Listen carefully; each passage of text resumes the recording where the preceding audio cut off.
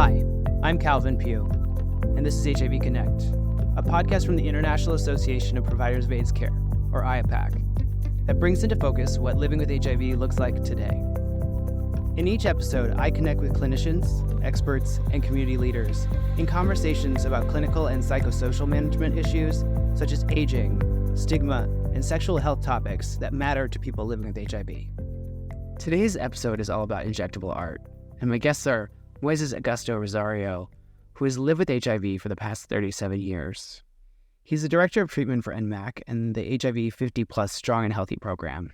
He has done domestic and global work on HIV treatment preparedness, treatment education, and community grant making with the TIDES Foundation, the International Treatment Preparedness Coalition, and NMAC.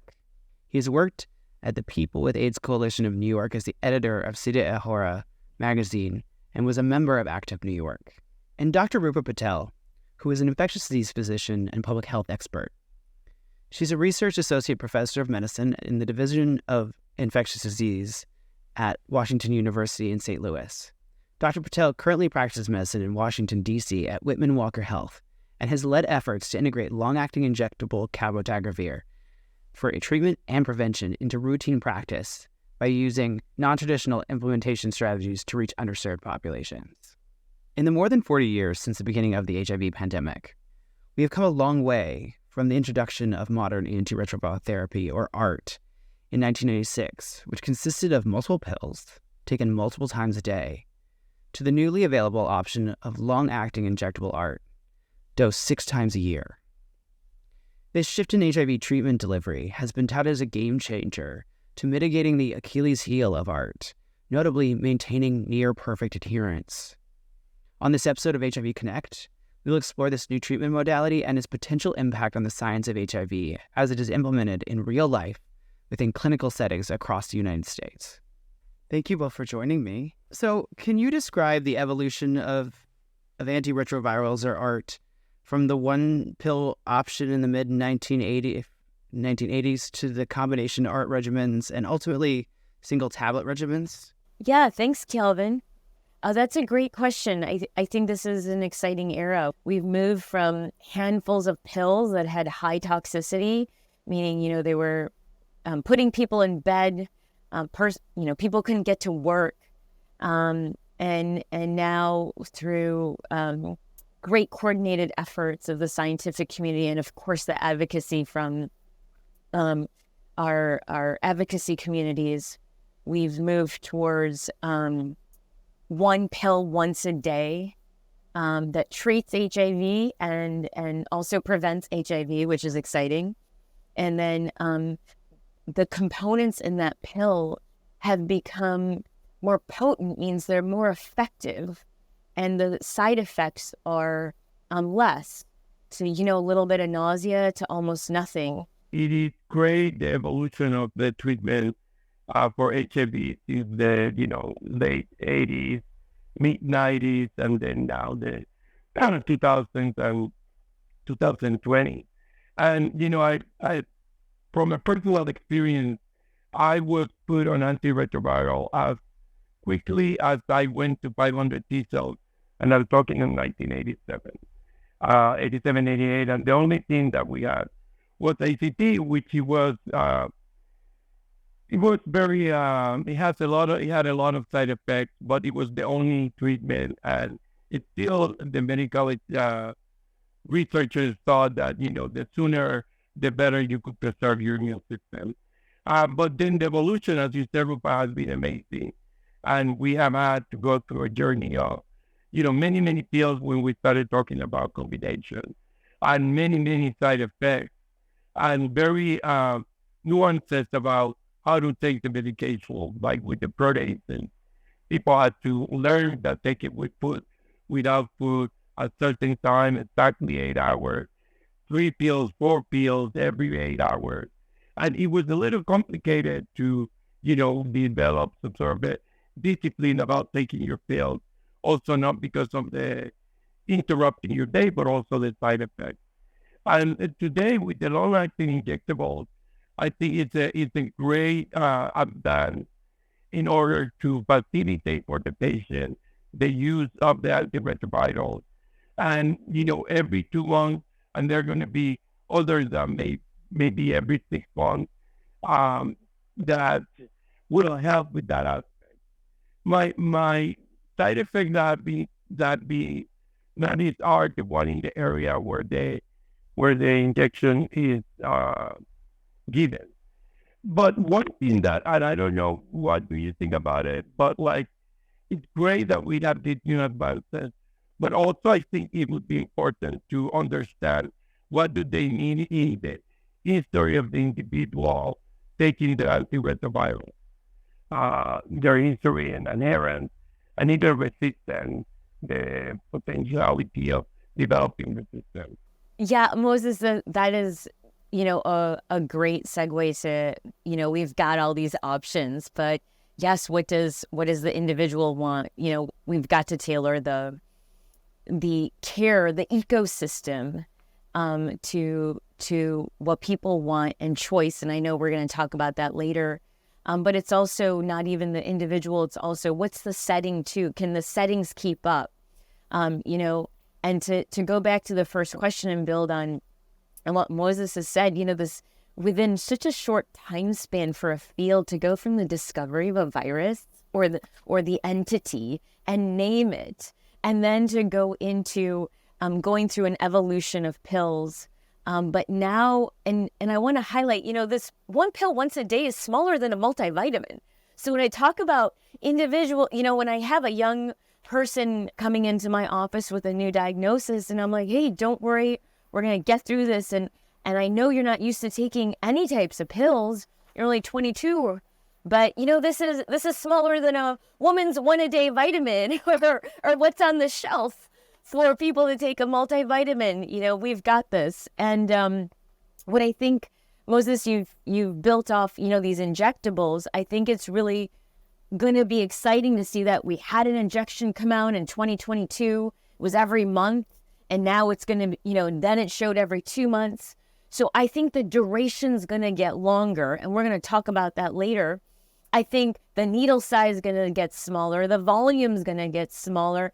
And most importantly, where we give it is going to change, from, a deep intramuscular to maybe something in the stomach that looks like an insulin injection and actually will be better than, what we see as in terms of that insulin pre-made pen that we see maybe our grandmother getting or aunt or something. So this is an exciting dawn. I couldn't agree more. And so since we kind of touched on it already, with injectables being so relatively new as an option for HIV treatment, can you explain to what injectable art is and the key differences between injectable and oral options? In terms of the medication itself, it's been referred to many things, LAI, so long-acting injections.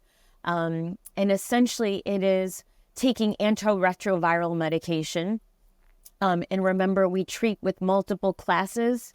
In terms of having what we would say an effective regimen so that we meet viral load suppression and then we can get to U equals U, which we'll talk about later in terms of a public health standpoint. And so what happened is we went ahead and found 2 medications that can be put together to make an effective regimen. It's a NNRTI and an integrase inhibitor, rilpivirine and cabotegravir.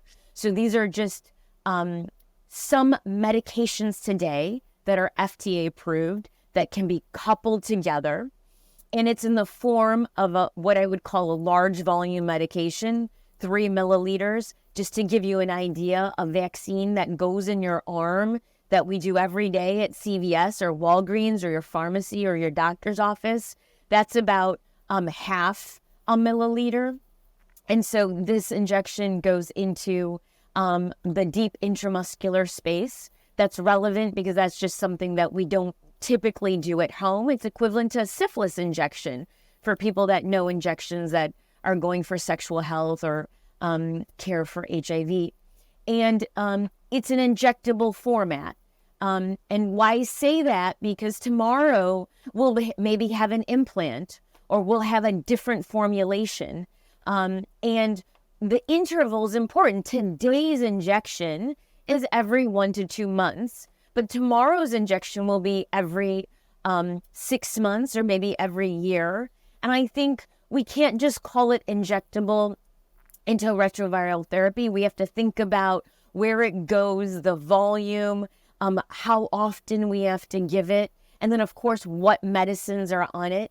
What's wonderful is we have an integrase inhibitor, and that's a very effective class of drugs. The fact that it's an injectable is kind of like the first time that we have to look at this mode of treatment, and that, as, patient doctor have to figure out how they are going to build on that. It's not just only go and get your injection. You have to monitor that when you go and visit your doctor.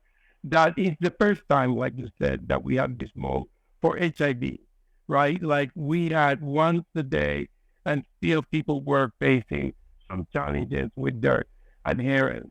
But one thing that I think that would be important to consider is that it's not like we're going to bring the injection to, like it's a new thing for everybody, right?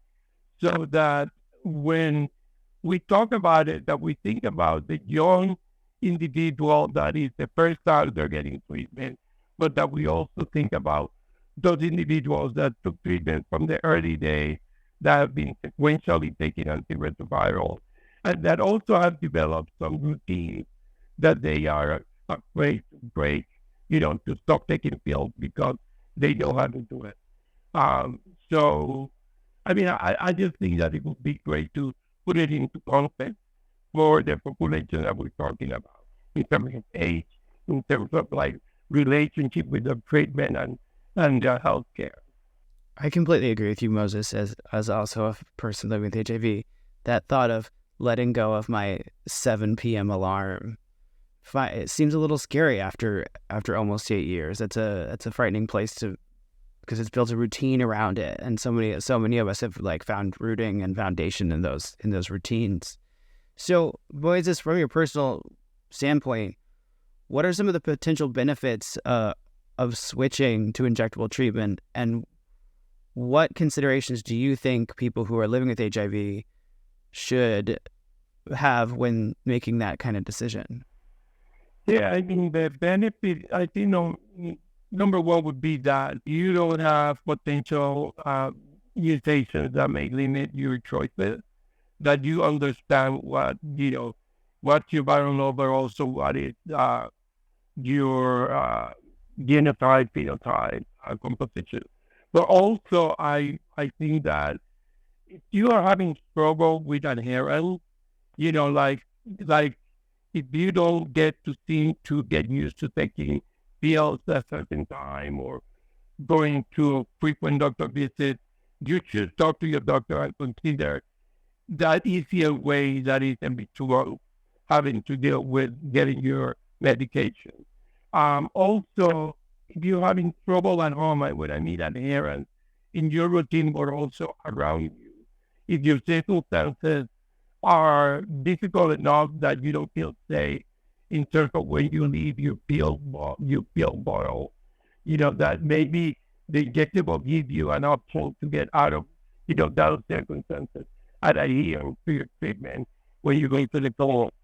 And also, if you see that you have some challenges in terms of viral load, achieving viral load, and this might be an option that will help you get there, that should be a lot of consideration. Moses, I couldn't agree with you more. The other day, I had someone that was taking their pills, and they weren't missing a dose. And they're like, "Doc, I want the injection." We had talked about it because the pills remind me just of my diagnosis. They just remind me that I have something going on and I'm 30. So can I try it? And I think there's something important as we evolve in terms of understanding these new products, and they come out and we have trials and people like them and they don't. Trials meaning in the real world. I think it's important on an individual level and a community level to understand, like, there's a journey with this. I tell everyone, you know what, let's try it. If you don't like it, go back. Maybe try it again. maybe it'll take, maybe you'll end up liking it on the third time because that's your natural evolution of what you want to do with the injection. Maybe it's convenient now to do the injection. And then maybe 5 years down the road, you want to go back to the pill because you're traveling a lot and you can't somehow get to the injection and get the prescription. So I just remind everyone to, just let's be flexible and let's go with the flow as like new technology comes out. And I think that's important so that there's no heaviness, like, oh my God, we're going to switch. And like, oh my God, if it doesn't work out, like it's going to be devastating, or it's such a big deal to switch. I don't want to put that pressure on anyone, the provider or the client, or like us as an ecosystem or a provider system or a healthcare system. Some people feel like it's a commitment that you make, and maybe it's not when you are getting HIV treatment. You need to commit for the rest of your life to taking the treatment until we find a cure. And for some people, like you said, I have seen it too. It gets very heavy. And I think only for people that have gone through the many switches of treatment, as they come along. And I like what you said about allowing ourselves to get familiar with our relationship with our treatment. Because also, if you do that every 2 months, it's important that you do those every 2 months. If you miss a dose, I don't know what kind of a strategies you're going to have to wait, do it immediately. Do you still have in your system? So those are considerations that are best discussed, like you said, at an individual level. I think that's so important, that individuality piece that you just brought up, because every person living with HIV is an individual. Being able to make an informed decision in your treatment in partnership with your clinic team really is one of the best ways for you to take this moment when you're diagnosed and then move forward in whatever way that you and your care team see fit. Yeah, I think we touched on a few things. So, some people just think about the pill stigma, just the reminder of having to wake up in the morning, have an alarm, having the anxiety of like, did I take all my pills this week? Did I miss a dose? This is a constant reminder on a daily basis that may be interfering in their private life. So that's been one category of reasons that people, when we discuss the options out there. The next one is really they're having a hard time taking the pill every day. Life is chaotic. Schedules at work are changing. I've got a night shift today. I've got a day shift tomorrow. So, when we really talk about what's going on in someone's life month to month. And so we discuss, is this injection an option? And within this option, can we together work out a system, whether that's with transportation, scheduling, all the parts that you need to successfully take the injection on time? Can we do this? And I say we because it is a we system. Can we do this every 2 months or every month? And I think this is very important. It's the try. We don't know if we can do it every 2 months. We're going to do our best, but we got to try. And if someone's motivated to try, whether the provider and the person who is living with HIV, I think it's important to give it a shot. And we've, I've personally found multiple times we've tried and, we have to reload. Maintenance phase is shorter than we thought, and then we're switching to pills. But that's okay because we have to try and look at the successes and failures. And like sometimes we load people twice, and someone's like, you know what? I worked it out now with my work. I got the schedule. I can come in now every Thursday, every 2 months, and let's make the plan for the whole year. And that way I got it. And I love that. And I think we have to build in that adaptation time to get a schedule and to be successful around this new modality. And we don't think about that a lot. And it is my job to find transportation if they tell me their car is broken down or they lost their insurance, or it is my job to create that ecosystem and constantly dynamically be in tune and be like, let's get your ride share today, And so I think it's adherence. And then, I think there's other factors that we're still finding, emotionally. Maybe there's something about the injection, though there's something emotionally not about the injection, the needle phobia. And we actually go through several conversations. Maybe they're talking to a peer or they heard it from a friend.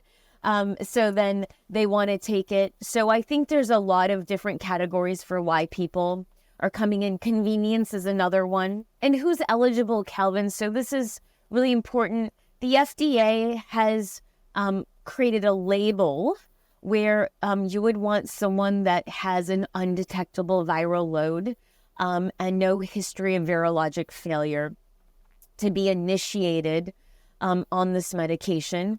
And then in terms of, we'll talk about that eligibility in a second, we want to be mindful of also people's comorbidities. So other things people may have. If someone has hepatitis B, we may consider a different treatment plan just because these medications don't treat. We want to look at, do you have existing resistance where you cannot receive treatment with an integrase inhibitor or an NNRTI? I want to remind the audience that NNRTI resistance has a lower threshold than integrase inhibitors. And just what that means is that if you have those resistance patterns, you may not be eligible to take Ripivirine. Many centers are now reaching new states of viral load suppression because of the injectable, and we're reaching new people with the injectable, and we're reaching new levels of suppression within certain groups: trans women, persons of color, persons with who are using drugs, and persons with substance use in different zip codes. Do we feel that the injectable modality will have an impact on adherence rates? 100%. We're already seeing the data. So stay tuned for this next conference coming up in July. Stay tuned for something, the upcoming infectious diseases conferences. I think this is important. We've got sample sizes of 50 to 100, and now you'll start seeing a lot more studies with more numbers. And the reason I say that's relevant because, I think it will help to change more guidelines. It'll help to change the FDA. I agree with you. It will impact adherence. But I will add a consideration that, and we have discussed it. As long as you have the support that you need to be, successful in your adherence, it will have an impact, right? So I like what you, when you talked about providing housing and transportation, but also keep in mind that, if you are in a clinic where you can provide all those services, great. But if you're not, that also is important that you're familiar with the community-based organizations around you that provide these services. Because sometimes if they don't have it in one stop shop, right? So that will be important as a doctor to make sure that, you understand the ecosystem of services around you and your clinic. Yeah, I think that's so important. I think it's also important that, we all have to take into consideration the access point. Access is not everywhere. And while we certainly in the United States have a quicker access in some places, there are still some states that their health insurance, including mine, that won't allow you to access this. So it's a, there's such a human aspect added with that complication to all of the other social determinants of health that impact someone's adherence and how they operate in these spaces. Do you feel that we will medicalization for HIV treatment itself? Well, do you think it'll pose a barrier to that adherence, where they have to come in more frequently? Do we think that will impact that adherence? Yeah, Calvin, that's a wonderful question. And I think there's a balance. I am confident as a community, together, we're going to figure out the balance for certain populations that can benefit from this the most. For example, I foresee a dawn of demedicalization to some degree, because now I, as a provider, can take an injection out to people's homes, and I can reach people in a way I couldn't, because, sometimes the rideshare would wait and my client, still wasn't coming to clinic. And now perhaps if I was coming to them or is getting to the shelter in a routine way, I would actually make it easier for people who were traditionally left out or consistently couldn't connect with me, or my team, or my clinic, or any community-based organization.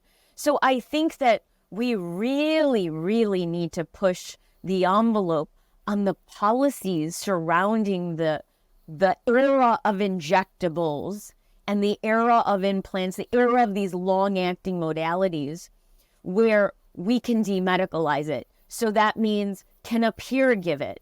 This is not rocket science. It's an injection in a large muscle. If you do phlebotomy, which many peer navigators do, this injection is actually easier.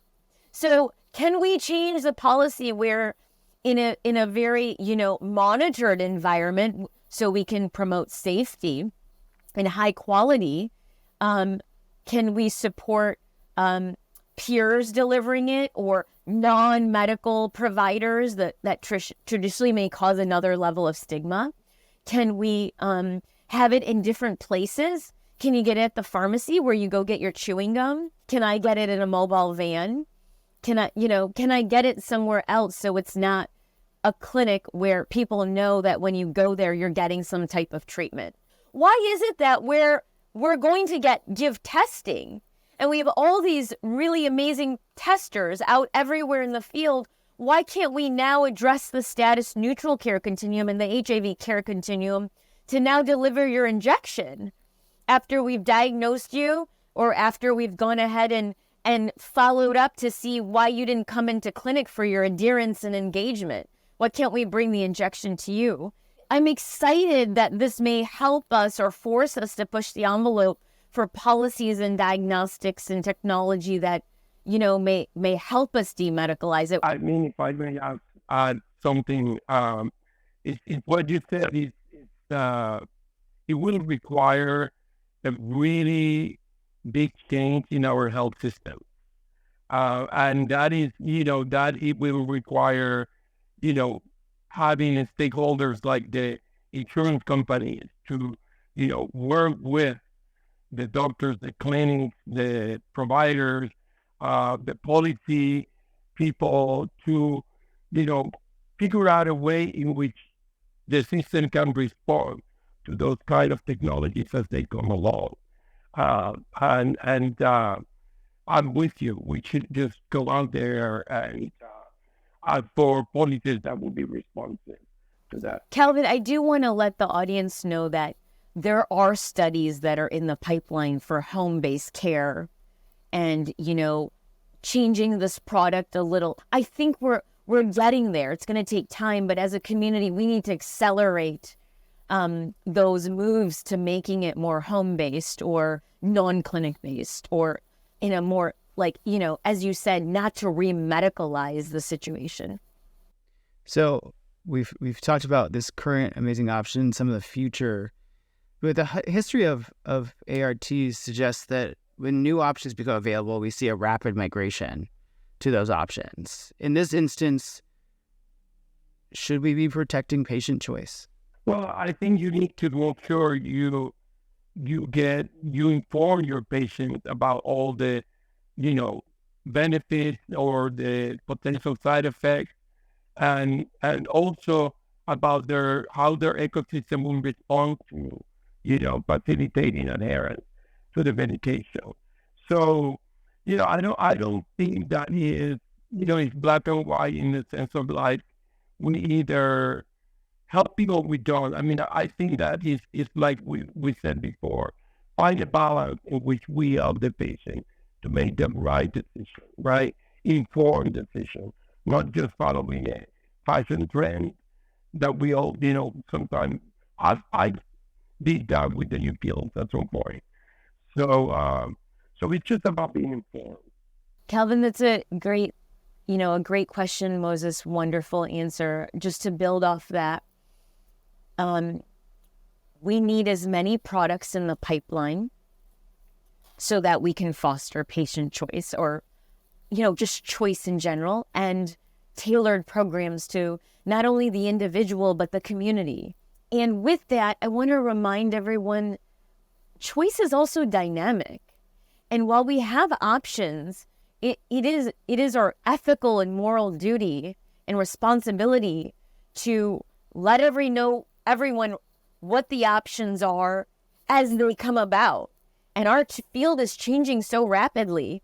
Every conference, there's some new technology where we're closer and closer. So I think there's the ethical responsibility of awareness and taking the time during each clinic visit or community session to say, this is the pipeline and this is where we are. And then also to acknowledge choice changes. So, maybe my client's going to prefer the injection at home, but if I offer the injection in clinic, that's not an option for their chaotic, schedule, at Walmart or, wherever they're flying off as a consultant somewhere.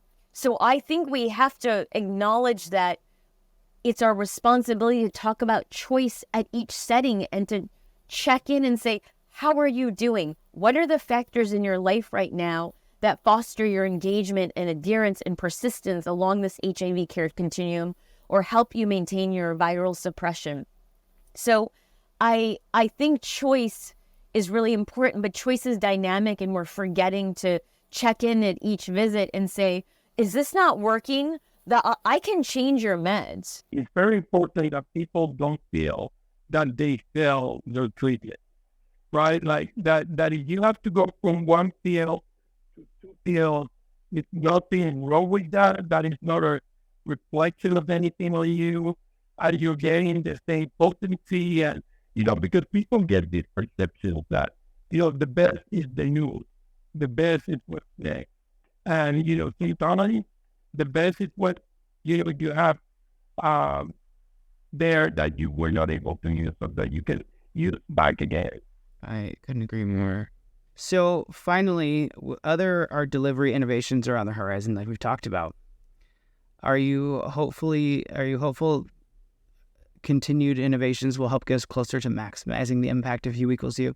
I think so. I think we need to prime for ourselves for change, and we need to prime the communities we serve. I think when I come from a conference and I take the time and guess what? I went to this conference and there's all this stuff coming out, and it's going to be great, and I'm going to keep you informed about it, or you can go to these websites. I think that's important, and I think with patient choice, we're going to get to sustained levels of U equals U, or sustained levels of reducing community viral load or transmission within a certain zip code that's promoting, some of the incidents that we have in different parts of the US or the world.